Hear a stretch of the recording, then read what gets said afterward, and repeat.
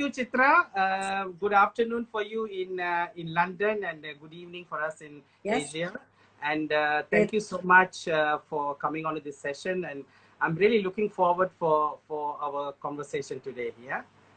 I totally am. I have to say, after this, what I call the upheaval yesterday about talking about myself on Munch UK, I am so relieved to be talking to you and about your work as a producer of Apsaras. I have to say, of course, you and I go back a long way because of all my time in Singapore, where I was dragged off to start dancing again after being in the artistic wilderness of America and corporate life at CFAS, no less.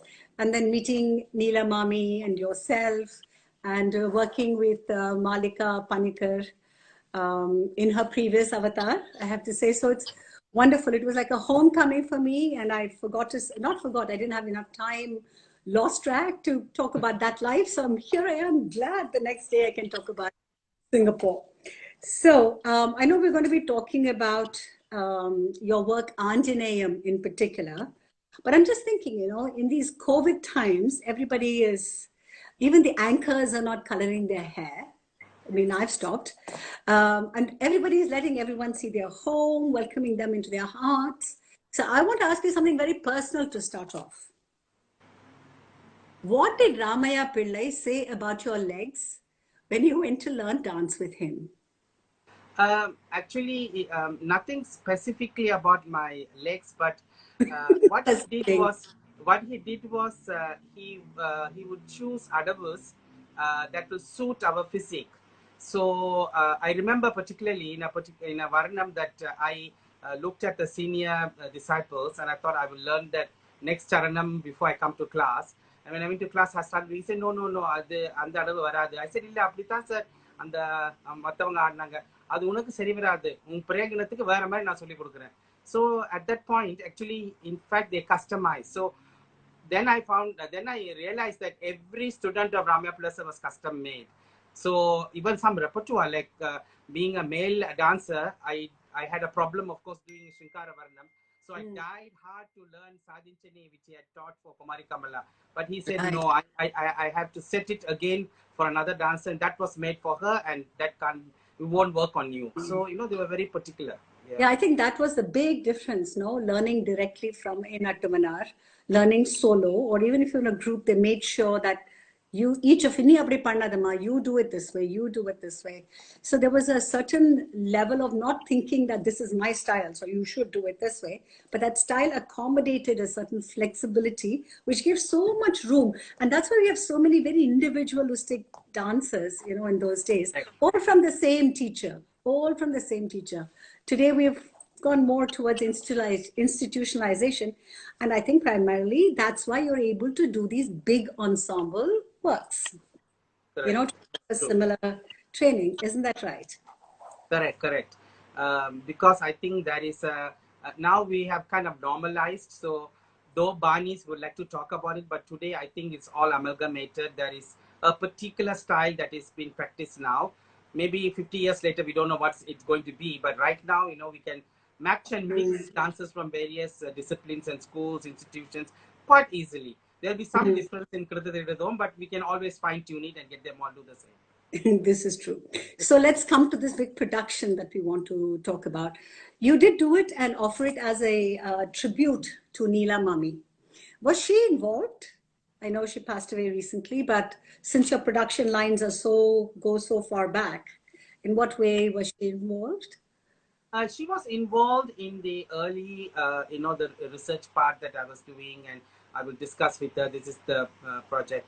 And for her to, she actually wanted Apsara's Arts as a dance company to have a Ramayana of its own. Obviously, because coming from Kalakshetra and taking part in Rukmini Devi's 6-part Ramayana, she would have obviously had inspirations. But she always felt, in which I kind of agree, that for an Indian Bharatanatyam dance company, a Ramayana of our repertoire will be good. So probably Hanumans Ramayana was something that fell into that place that was a gap.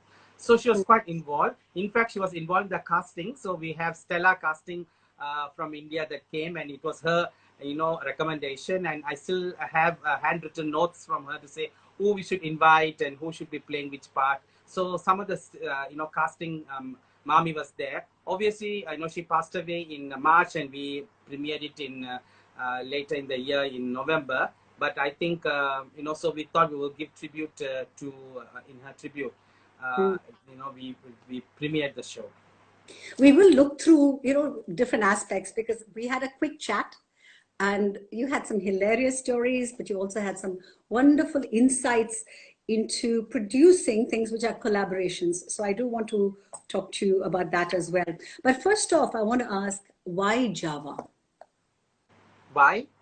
Java, Javanese. Javanese, yes. So, I think, for the last 15 years or so, when we took our act seriously about creating a repertory company and a performing company, one of the things that, of course, I'm so grateful to Neela Mami is that she broke the barriers and mindsets of many gurus to say, I said, when we create a repertory company, Mami, we should be able to welcome dancers trained by anybody from any institution, as long as they come through the audition and they meet the bare requirements, we should be able to embrace them. And when I put that forward, that notion, I was so surprised. She said, of course, I've been dreaming of a repertory company in Singapore, and we will do it. So, I mean, that's a big thing for a guru who has been teaching for so many years, to let go and invite the others to come on board.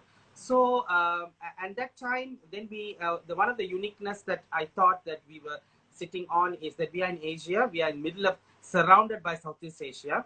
And I must here acknowledge and remember Dr. Padma Subramanian, who was repeatedly telling to me and Mami that, hey, you guys are sitting on a gold mine, Natya Shastras all over the place, please, think about Southeast Asia. So first, of course, we did some work with the Balinese, we did a Ramayana, very short work. Then our grand work was with the Cambodians when we did the Angkor production in 2013. So obviously we were looking at, when we do the Ramayana, of course, every country, South Asian country has their own Ramayana, very beautiful. But the Javanese Ramayana, the text followed by what they call the Kakavin Ramayana of Java, which goes very closely with the Valmiki's Ramayana version, especially the characterization, the depiction of characters and their gunas and even their costume coloring, are very, very close to what we would see in India. So that became a natural choice to marry. And of course, it was an adventure because we're not done with the Javanese. And there's another beautiful reason because like how Bharatanatyam came from the court traditions, I mean, what we perform today, we are thankful to the quartet and the Sarfojis to create the Margam. So it's a Javanese dance. Even today, they dance in the court. So they dance the court of either Surakarta or Jogjakarta. So it's so interesting that, we have something in common that has come down the way, but the Ramayana narrative is so close. So, that was a natural choice to, try to, work with the Javanese.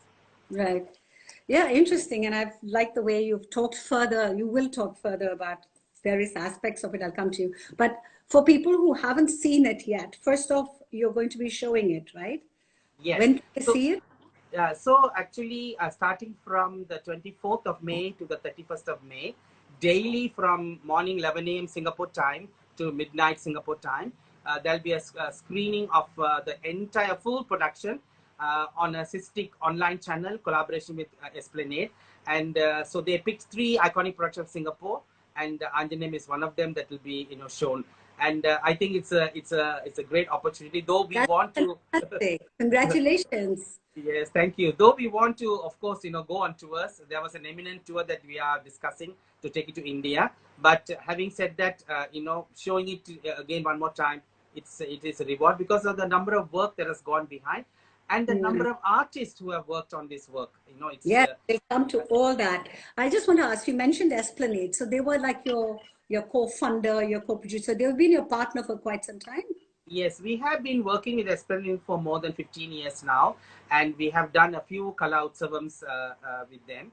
And like the Angkor production... For people who are not from Singapore, Esplanade is a government arts undertaking. It's a government-funded, Singapore government-funded arts enterprise. It's a venue and a presenting venue and a programming with a programming capability. They do international festivals.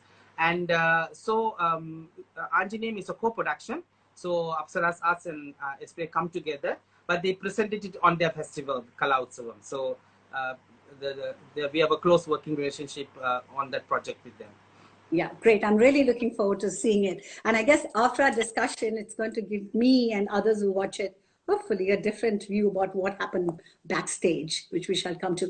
I was just wondering also, can you just take us through the storyline that you selected for Anjaneyam? Because it's a particular view of Ramayana through Hanuman's eyes, you said.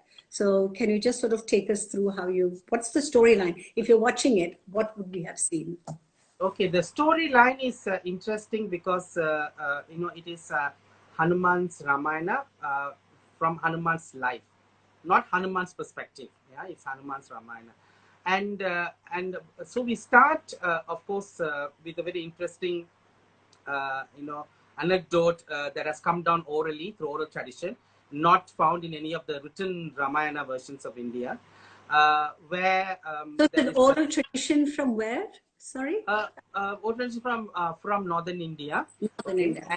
and where there is a belief that at the end of life, Valmiki actually went to the Himalayas, and as he was walking past, he actually saw some inscriptions written on a rock, and he went to read it, and he realized it's the full Ramayana, but not his Valmiki Ramayana. It's another Ramayana. And he wondered who has written this, and then he actually sees an old monkey, a Vanara sitting, right? A Vanara was sitting, and then he asked this old Vanara, "What is this?" And who wrote this? And the Vanara said, "Oh, it's just me writing my diary because I didn't want to forget, because I'm getting old, you see, so I didn't want to forget the story." Then he says, "Oh my God, this is Hanuman." And then he hugged him and he said, "Oh Hanuman, why didn't anybody tell me that you are writing the story? I wasted a lifetime writing Valmiki Ramayana. This is so pristine, poetically so beautiful, and mine doesn't stand a chance." Hearing this, it's the belief is that Hanuman lifted the rock and dumped it into the Bay of Bengal. So Valmiki asked him, "Why do you do that?" And he says, "No, you heard the Ramayana from mother's mouth, Sita's mouth, and you wrote it down. Let that prevail, and that be the Satyam. And this Ramayana doesn't have to be even there." So this was an inspiration for me, because from an epic, from mythology sounds very fascinating, but from a production and a poetic point of view, the author who created this character called Hanuman actually getting to meet the character in another legend. So it's kind of make it very interesting. So we start it's like the story inside the story, and yes. So what we did, time warp. Beautiful. Correct. So it's a very nested story in a way. So we start with the Valmiki here, played by Dhananjan, who actually sees inscriptions and is wondering what is this. And then we have the Gandharvas and Apsaras come in and unfold the story. At the end, then Valmiki will meet this senior Hanuman who's sitting there, and then they have their union. So this is how the work goes. So the work speaks only about the portions of where Hanuman is involved in the story, okay? And we also have in the beginning two narratives. One is about the birth of Hanuman, which is a very interesting story, and also the childhood of Hanuman, the pranks he played, the little leelas he did, and he and Anjana Devi and he and Vayu and all the stories come alive. And then, then we bring him to meet Rama, and then from there the story goes on. Interestingly, you also create a relationship between Rama and Hanuman very early on through that story, isn't it? Because it's linked to the birth of Rama himself and of his other brothers. So that's a very interesting story, which I certainly didn't know. And where does that come from? Actually, there are several versions of Hanuman's birth, because again, it's not in text. There is a Hanumat Purana, but again, there are many versions. So this one version is interesting because the belief was that while Dasharatha did the Putra Kameshti Yagam, he received the payasam. As he was dishing it out to his 3 queens, there was this Apsara who was cursed to be a bird, and she was told that only way she can redeem is that if she can carry this payasam to Anjana, who will be in tapas, who will be in the forest praying to Shiva, and then she will, should receive this. So the Apsara as a bird will come and snatch the final little bit of the payasam, and it will take, and it's taken with the support of wind, because it has to glide through the wind. So it's Vayu involved. Yes. Vayu comes there, yeah, and then she receives the payasam. So there are always, sometimes they say Vayu Putra.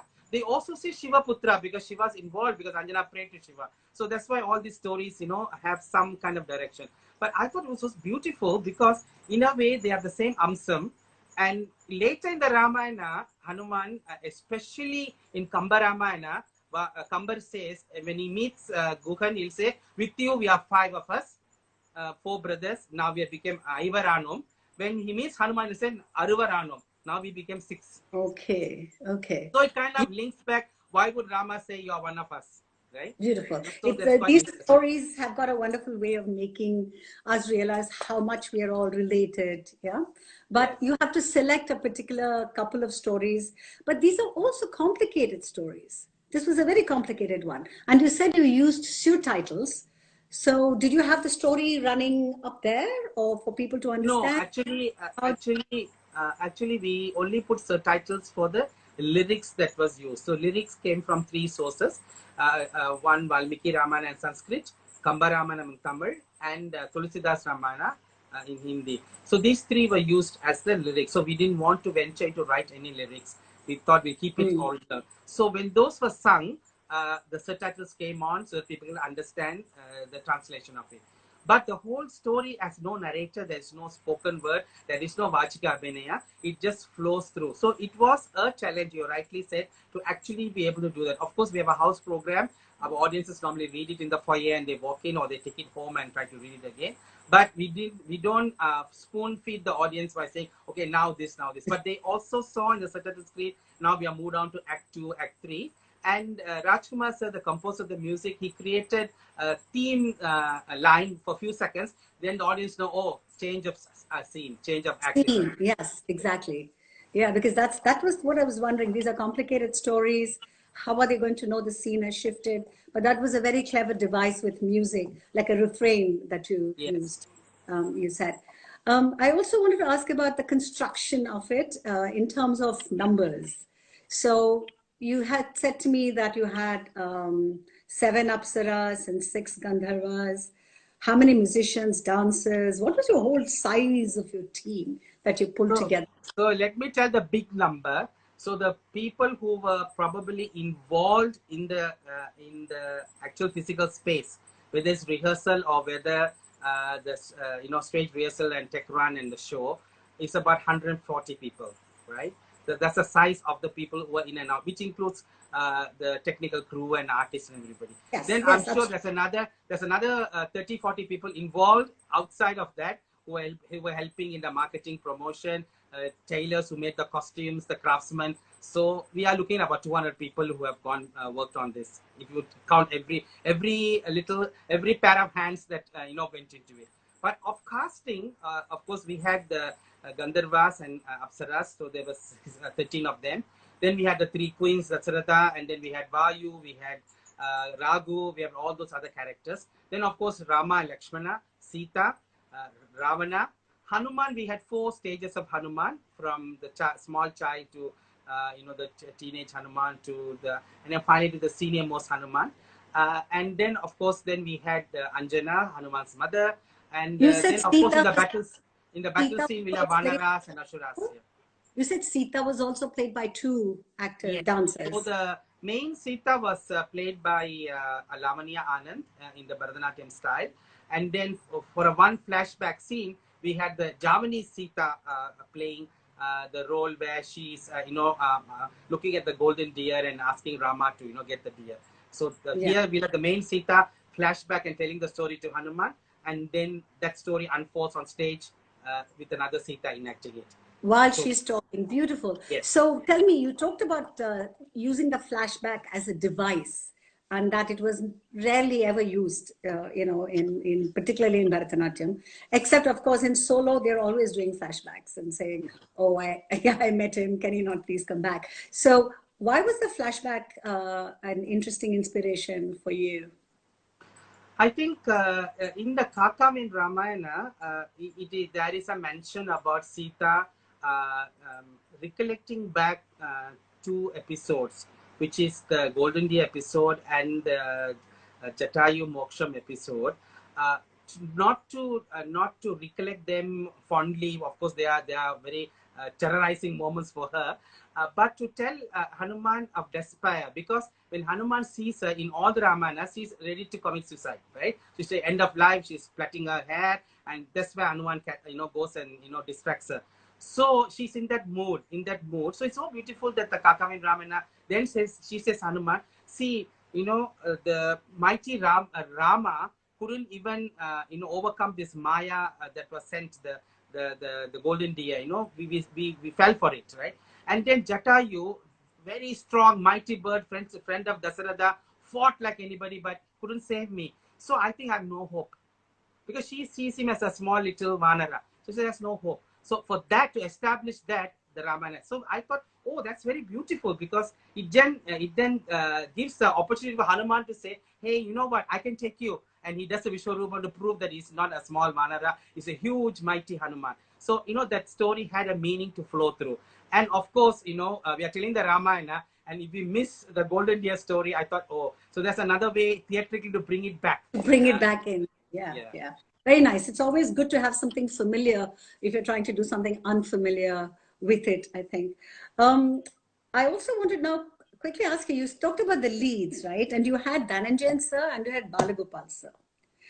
And Shantaka was not working in Dhananjayan sir's wife. Shantaka was not working in the production. And I know you mentioned something. Why did you have to bring Shantaka? Can you tell me how she responded to that? Okay, so actually, in the 4 stages of Hanuman, Balagopal sir comes as a senior most Hanuman. The Hanuman who is engaged meeting Rama and doing the most part of the story was by Haribadman from Kalakshetra. Right? Of course, it was a nice little challenge that Haripadman took on board on my request to say that you should play Hanuman but not Rukmini Devi's Hanuman. You should be totally different. And I think it is a big, tall order, because his body is used to it. He's been performing night after night, years for years on this. So, so this was the casting for Hanuman. And so Balagopal sir, we wanted him to come because he's the original Hanuman that, Rukmini Devi casted in the first place. So Dhananjana, we casted him as Valmiki. So before Mami passed away, she told me that, when you bring them down, you'll have all these other people to worry about and take care and all. I think it will be a good idea that you ask Shanta to come along. Okay, she will help you to take care of these 2 men, and she will manage and make it very easy for you, because they are anyway senior artists and she knows them very well. But Mami passed away, right? So I told it to Shantaka. Shanta said, "Oh, I've been asked to now chaperone these 2. We are young men. No problem, I come along." But to my surprise, she ended up being the rehearsal master for them, because they were staying in a different accommodation. Tell us that story. Tell me that story. Yeah. Why? So they ended up. We told them that because they are senior artists and because of their age and everything, you don't have to come and hang around in Esplanade whole day and get very tiring. It's very tiring. So I told them, you just come in the evening, do your scene, and then you can go back and rest. So they were following that order. On the 4th day, I had a big commotion, and I asked, what's wrong? He said, no, we don't want to stay anymore in the accommodation. We want to hear. We want to be seeing where the action is. I said, why? What's wrong? No, Shanta is making us do the steps again and again. One more time. So she was drilling them as a true rehearsal master. And, these are very nice moments to remember now. Yeah, absolutely. So anyway, to go actually now to the work itself, you said you wanted to use your ensemble as a Greek chorus. And you mentioned 2 reasons why. I was wondering if you could talk about them a little bit more in detail. Okay, so firstly,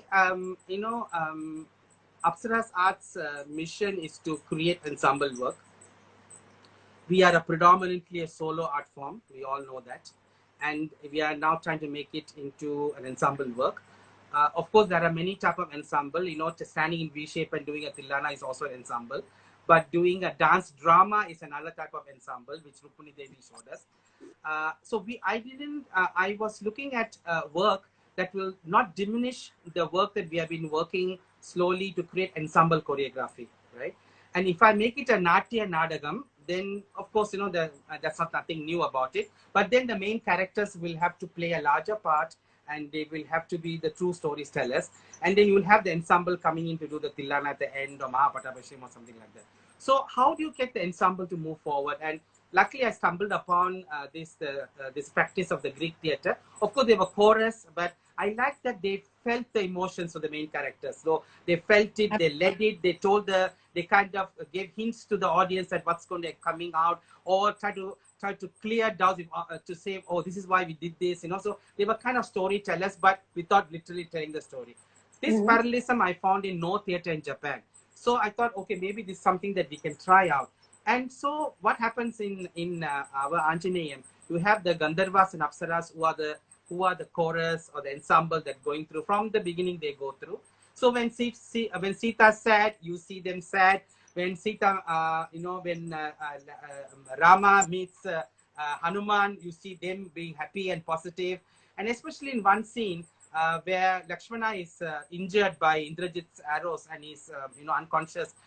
There's no hope now. And even Hanuman's wondering, what can I going to do? Nobody has any clue. And it's the Apsaras who will actually come and remind him that, you have the power, you have the strength, you can go and bring the Sanjeevani, and you should bring this medicinal mountain here.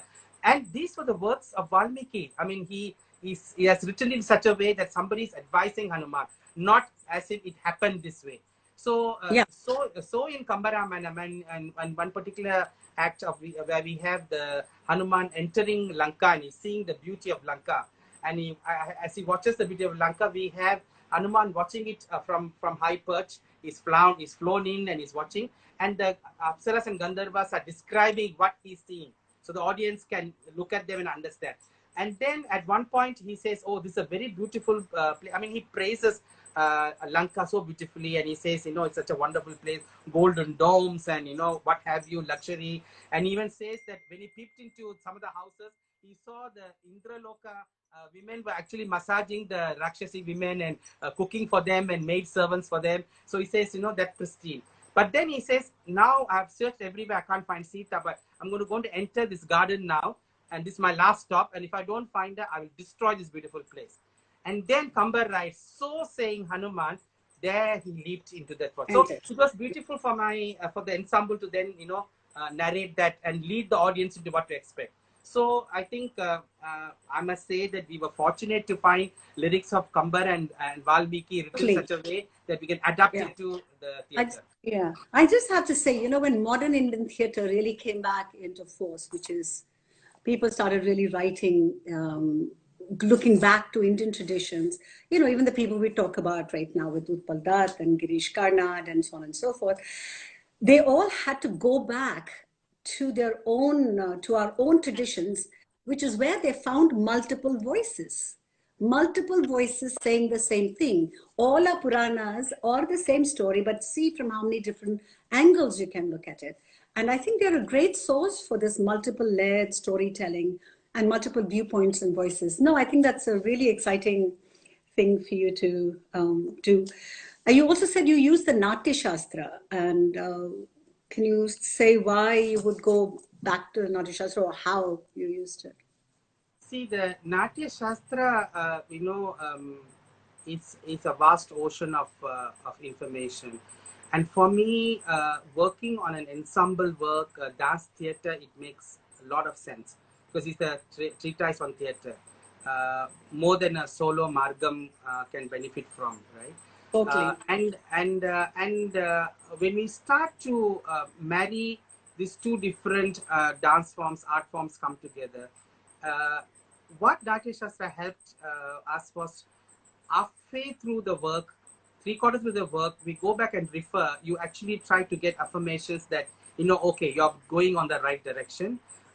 Rather than it's not a prescription, it's suggestive. And Bharata anyway says that, you can interpret it the way you want it to work for your work, right? I mean, he said like when we said Bharata has, I think in the chapter 11 or something, he says, I cannot lay down all the rules for movable and immovable things, People have to find inspiration from the gods above them, from people in society around them, and from themselves. So I think he gave everyone an open check to pretty much innovate when you couldn't find what you wanted in that. So the unspoken or undiscussed elements that came when we collaborated with the Javanese. So they are very familiar because of Natya Shastra. They also familiar with Patra Praveshams, exit, entries, sitting, listening, using hand gestures. So when we brought Sita and Trijada, Sita played by Lavanya Anand and Trijada played by the Indonesian dancer, we didn't have to tell them, oh, hello, okay, in our dance form, we will do an entry, we will do that, we will do this. You have to sit and listen to Sita, then you have to get up and do something. And while sitting, you have to react to her. Nothing had to be told. I mean, it's there in the practice, which I think, where the Natya Shastra played a role part, without us trying to, sit down and do a discussion on, okay, we are going to use this text. And so it came naturally. And that natural thing was very beautiful because I'm sure you're aware, Chithra, that Javanese dance form and many of the facial mukha abhinaya is very, very limited, right? They're very limited. But this Trijada character, the dancer who played it, could understand that she has to now react. And then she has to tell the dream that she had, that Sita will be saved and salvaged. So the workshopping didn't take much effort. Yeah, just to clarify for everyone, can you tell us who Trijada is and where does she meet? Okay, so when Hanuman enters Ashokavana, he will be perched on a tree and he's watching. Okay, with him are the Apsaras watching. In another part of the gardens, they are also watching. They first see Trijada entering, and then Trijada trying to console her, because this is after many months now. This happening, right? It's not the first day of Sita in the Ashokavana. And they tell her, don't lose faith. And they have a Trijada dance in the repertoire of the Javanese repertoire. So we used it intact. We didn't, because it made perfect sense. So Trijada with the two Sakis, there's a dance for them. And of course, they interacted with the Indian Sita, right? Bharatanatyam Sita. And then Ravana enters to do the final threatening. So he'll come and say, and here we use Kambar's words, where Kambar says that, I'll give you 3 more days. If you don't agree to my offer, I will pulandu tinmanan. I will eat you up. And that's where Sita gets more petrified, and she says, there's no hope now, no point waiting for anybody now, let me end my life. So that's where the Trijada comes into the Yeah, scene. because I was going to ask you also, you used your choreographer. Please talk about your choreographer, and how did you use the choreography, the 2 different forms? Did you try and blend them together in the same scene? Like here, you gave it to 2 different characters. I know you did a whole Tilana in Ravana's court. Can you just talk about how the choreographic vision was directed? The choreographic vision, as you said, you can see it's a multi-textured because of the various elements that are coming. So Ravana's court scene is where we thought, okay, hey, we are a Bharatanatyam ensemble.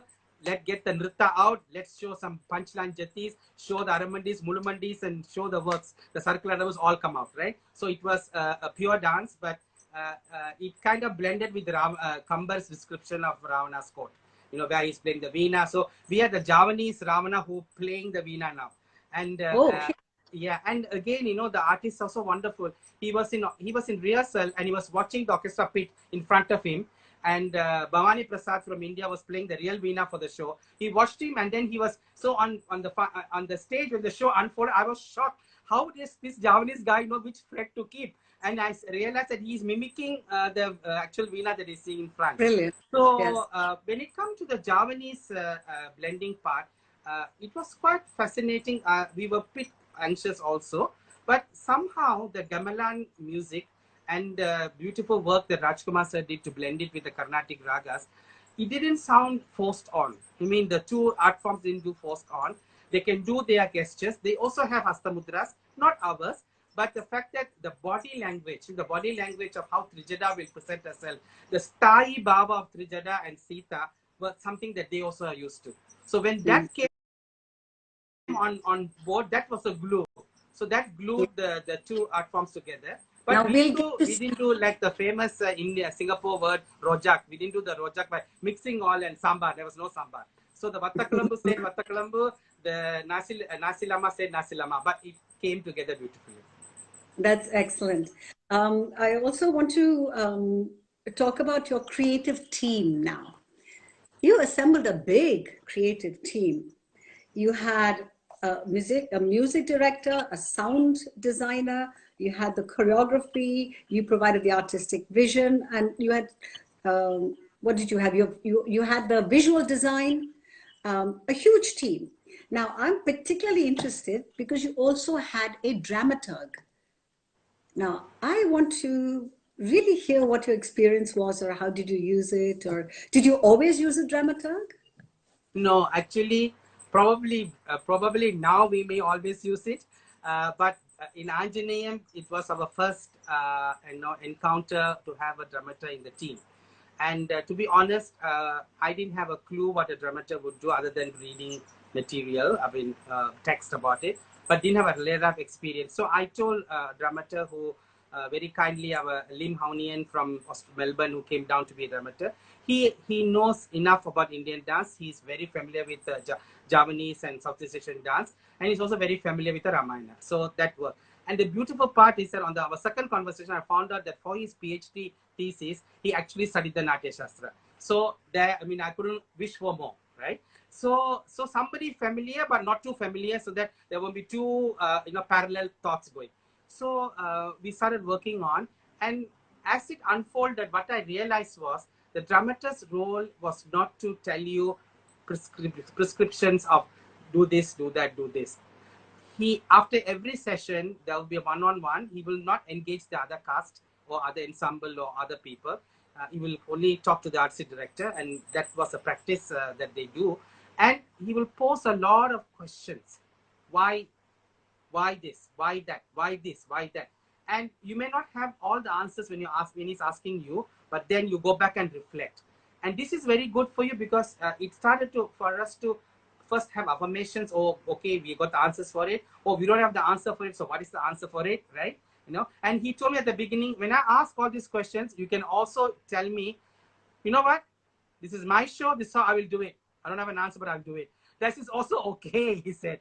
But it was more of a sounding board of somebody who knows watching the work. So his role was like a fly on the wall. He'll particularly sit in the room, watch every rehearsal, every workshopping, and he's writing notes down. And for the first few 2-3 weeks, we were wondering, actually, what is this guy doing? He's sitting and writing things.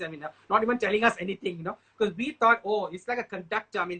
That's why it's different. A conductor will walk in and tell the musician, hey, do this, and he will set the tune, set the pace, set the rhythm. But a dramatist totally opposite of that. So he worked closely with you, but by the time you came to a technical run, something happened. When you saw your... So this is a nice anecdote. So I think when we first ran the first day of tech run, of course it was not a smooth run. It had all its teething problem coming out, whether the set, the music, the score, the cues, the dancers, everything. So he looked at me and he said, you know what, Aravinth, I'm not coming back tomorrow. You have 3 days more, and no way you're going to make this fly of the thing. And then later on, when we finished the show, he did tell me that, he realized how committed the Indian artists and Asian artists are, to work. So for example, our orchestra, and Rajkumar, for example, we have a morning call. They will come for morning rehearsal. Then whole afternoon, they're supposed to go and rest in their hotel and then come back for the evening. They never went. They had their lunch, and then they will come back and they say, don't just mute our mics. Just don't bother. So we are doing something else on stage. Don't bother about us. We will rehearse. So, so they wanted to all get into, and so did the dancers. They were rehearsing on the corridors. They were rehearsing in the dressing room. So everybody was working, towards getting the final product out. So the schedule was just to get people going on the common ground, but people were working. So was our lighting designer Gyandev, who lit up the show and who was instrumental to visualize the sets. Because we had 3D projection mapping sets, first time for us. We never worked with it. So all of them need teething and fine tuning, and when we see with the costumes, we have an impression. Oh, maybe we need to change the tree a bit here, a bit there. So it was. I just want to ask you, very often we bring in a lighting person, typically the day before the show, and we tell them we want this, we want this, we want that. And then they just place, typically in India, for our solo shows. I mean, we don't get, how many get-in days did you get in Esplanade anyway? How many days did you get? Okay, we had a week 6 months before the show, where we had to get in and do sorts of tech run, and half the production was staged with full costume and music, and then we got another week for the towards the show. So it was 2 weeks inside the theater.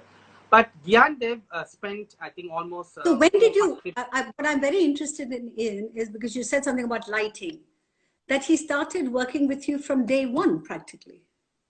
Correct. So from day one, when we are visualizing, and we knew that we're going to use this different elements to make the stage up, we were very particular that he's involved, and that is because this is probably my second or third project with Gyan.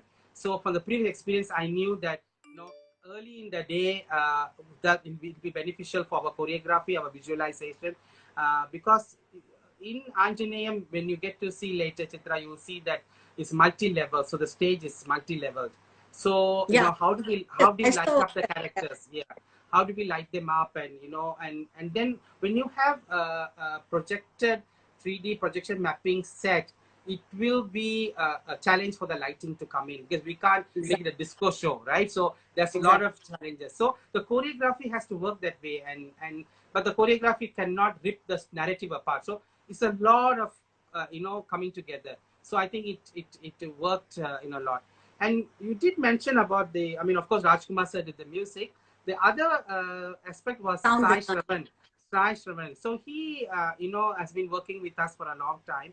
And he has a very good sensibilities of when we're blending. He helped us to blend the Cambodians with the Indian orchestra. So this time the Javanese orchestra coming together. And it has multi-elements in the sound and in the making. And it's a live show. Somebody has to be watching it and leading the conductor. And also more important, Sai was able to give us a sound sensitivity for a song that is supposed to be intimate and indoor, and a song that is happening in the outdoor, in the garden, and a big majestic war scene in a war battlefield. So that soundscape was important because he helped us to match the audio with the visual. If not, it will be a very flat audio, then the visual also won't stand up. So, that was the, so it's a lot of work. And again, almost a year Sai has been working on this project with us. Yeah, so you actually this was like a 3-year project, you said, from the start to actually the finish. And there was a 6-month period after you had your tech run in May 2017. What happened in those 6 months? You had focus groups, and what were you doing at that time?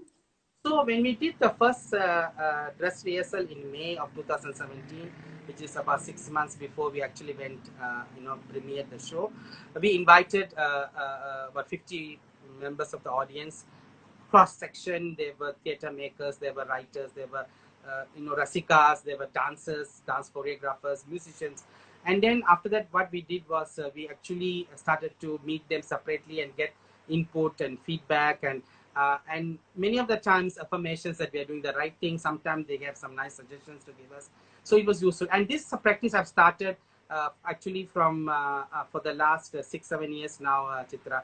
Even for a 6-member Bharatanatyam ensemble, we will do a preview and we invite a select audience and then fine tune it. Because I learned it the hard way, because once we premiere, I had people with good intentions come and tell me, oh, Aravinth, the show was nice, but you could have probably this, that. Oh, why didn't I know this, earlier? Because now I can't do on the second day of the show. So this helps, you to do that. And sometimes you have lot of, when you walk into a new territory, like the Javanese dance coming together, it's good to sometimes, get some affirmation that, okay, it's not, it's all going well. Because at the end of the day, it's not just the vision of the artistic vision. It's the rasikas being sahirdaya and be able to, enjoy that. If they don't partake in it, the whole thing will flop, because then we'll be just on our own performing on stage, and we have lost the audience probably on the second scene. So that is important to, do that. Yeah, I also want to say, for probably the same reason, to have that view of the whole production, you said you stopped doing Nattobangam. on stage and gave that aspect to someone else. Do you want to talk about that a little bit? So in the early years of Apsarasa's dance ensemble, in addition to being the artistic director, I also do the Nattobangam in the orchestra, because we are a bit of a crazy bunch. We do with live music, and we even bring our live musicians to all over we go, and recorded music and us seem to be still we're not got there, but of course sometimes we are forced to. So I realized that when I'm in the Nattobangam, in the orchestra pit or on the Nattobangam, I'm a performer too, and I have my cues to work. I have to also, put my part in. And I have no time to then look at what's happening on stage, what's happening, how the audience are reacting, how the lighting is coming together. I have no time because I'm busy performing myself, right? So when I realized that if I can sit in the audience for all the tech runs, for all the rehearsals, and then the actual shows, when the audience actually came and sat next to me, and the entire impression of the work, it's totally different, because you can feel from the audience vibes, how it's going and how it's being received. And then suddenly you realize there are sometimes I had two experiences. There have been a doubtful part of the choreography. I thought, I don't know, never mind, let's try it. And then that will be like, wow, okay, everybody likes it. Then they'll be like, oh, this is my masterpiece. And then you see, oh no, it's so flat on stage. My God, what happened? So you get that experiences coming. And also, the other point is that in Anjaneyam, I had more than one choreographer. So we have a resident choreographer and principal dancer, Mona Priyan. He did most of the ensemble work. So all the Gandharvas and Apsaras choreography, he did the Bala Hanumans choreography, he choreographed Anjana's part, he choreographed most of the part, he worked with Lavanya on her part as well.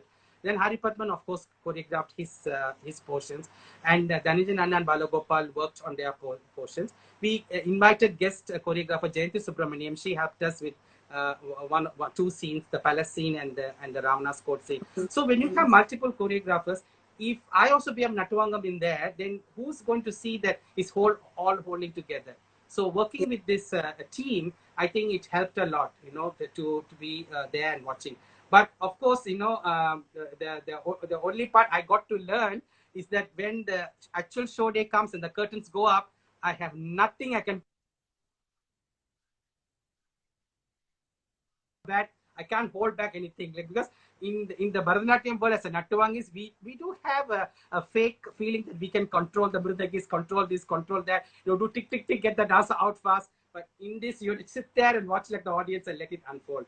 But it's an experience. Yeah, two things you said actually just sort of click right now. One is that missing that frisson, the energy of people sitting with you and watching. Even talking to you on this is not the same as talking live. But even talking the word click, I was thinking that you used both, not just orchestra and you had live, but you also had recorded music. Yes. So you had, and you said Abhishek Raghunavan had to sing to a click. To a click. So the vocalists were performing to a click, because the way Sai designed, there was certain instrumentation, like multiple violins, which we need for the war scene or whatever. They were recorded, and then the rest of the musicians, the rest 20 of them who were in the pit, played live on top of that portion. And that was to enhance the sound, because in a pit we can't accommodate so many musicians, there's limitations. Yeah. And so this is very highly, I would say, it's a black and white. Either you get it or you don't get it. You're in Talam or you're not in Talam, right? So it is very tricky, and that is why Sai has to work, and literally he's holding the entire orchestra in his fingertips, like a puppeteer from back, until we finish the show, because he has to control the flow, the speed and everything as it goes along. Yeah. So I have just one question. I have one question, and then I have one bigger question for you.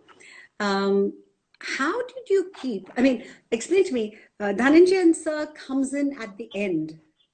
Is that right? Beginning and end. The beginning and the end.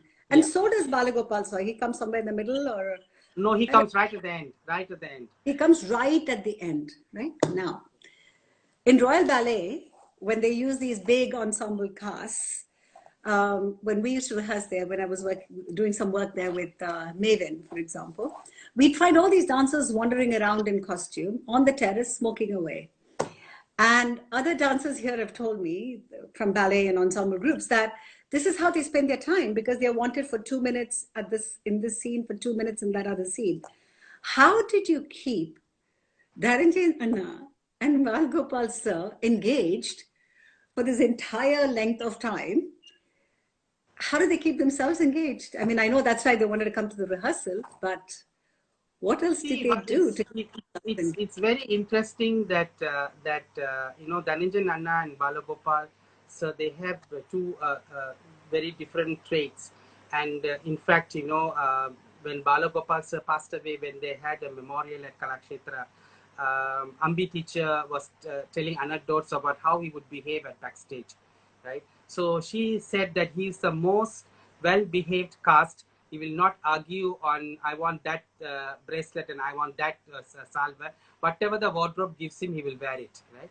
But he will go around and give tips and help the junior dancers who are, you know, also getting ready to come on stage. So whether it's rehearsals, whether it's tech run, he's always, you know, there watching out, and he will watch them perform in from the wings. And when they come out, you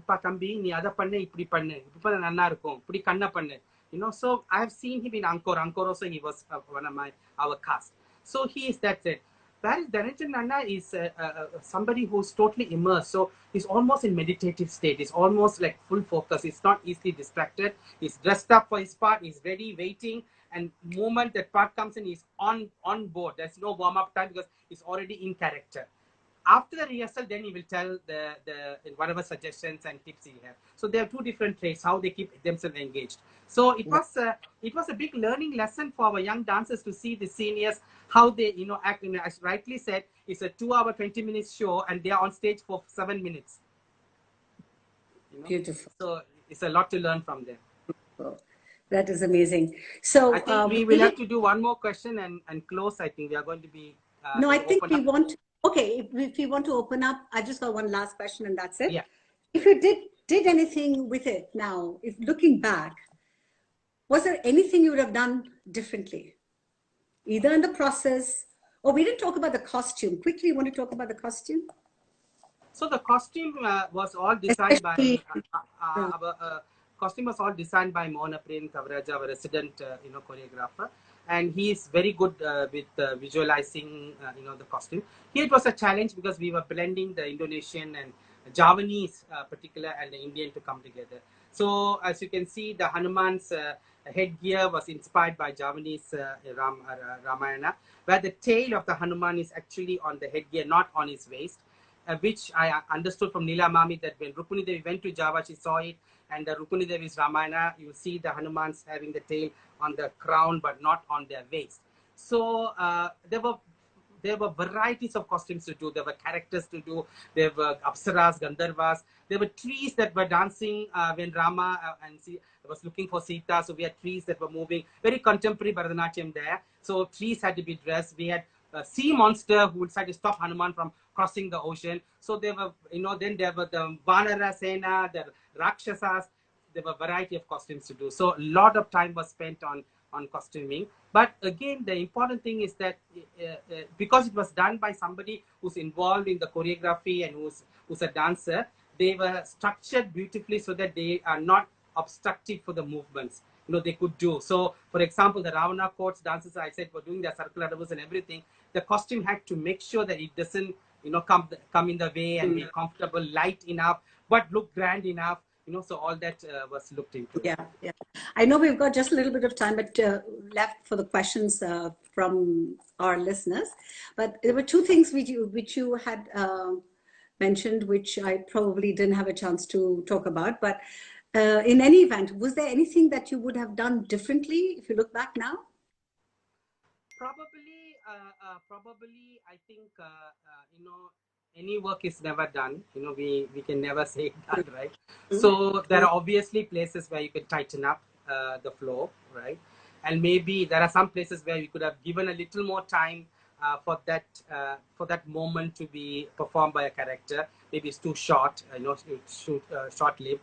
But as far as, because we had a dramaturg on board, and thanks to his effort, the whole storyboard doesn't have to be, rechanged. Whereas some of my other production, now when I look at it, I think, okay, this needs some kind of editing and whatnot. But this one, because of the dramaturg hand in it, and in fact, we had a rehearsal 6 months before, we had a 6 months run to the stage. I think we had enough time to edit ourselves. And of course, brutal to be edited. I mean, you have to be brutal when you edit. Yeah. How beautiful the song is, you have to cut it. Yeah, true. So you feel now you have an actual, you did say that it's like a little puzzle, different pieces being created, different places, the costumes are being made somewhere. Dhananjay is creating his piece there. Balgopal sir is creating his piece there. It was like polishing each stone and putting it into this garland, trusting that it will all come together when they come, because it was done internationally. I do know that your Gamelan director went to, you took him to Chennai and made him listen to the music. So do you think now you have a process, a whole template, which can very quickly help you create your next production? And what is that going to be?